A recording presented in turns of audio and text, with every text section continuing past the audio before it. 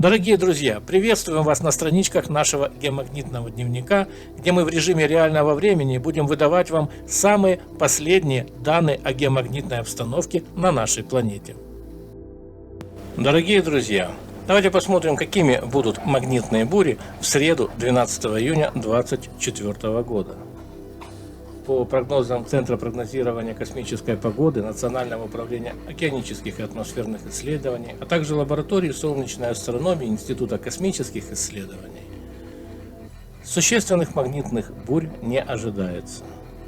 Все будет в пределах К-индекс 5, что тоже является красной зоной, но уходит от максимальных показателей с индексом К9, которые мы переживали сегодня. За последние 24 часа солнечная активность была на высоком уровне. За последние сутки на Солнце произошли 2 вспышки класса С и 1 вспышка класса М9/4, что вплотную приближается к максимальной шкале солнечных вспышек X-классу. Солнечные вспышки М-класса – это самые большие солнечные вспышки из средних.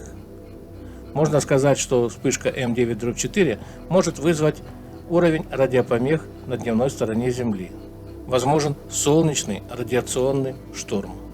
А вот геомагнитная активность будет в пределах средних позиций, как мы уже говорили, и составит около 5 баллов по шкале К-индекс. Но, дорогие друзья, все мы знаем, что геомагнитная обстановка может варьироваться и меняться, и каждые 3 часа приходят новые обновления от геостанций и геокосмических лабораторий.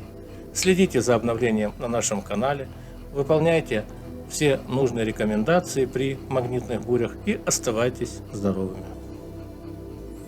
Не забывайте ставить лайки, комментировать, напишите, откуда вы, это важно для анализа работы нашего канала. Распространяйте ссылки на наши программы в социальных сетях и среди ваших друзей и знакомых. Ну и, конечно же, подписывайтесь.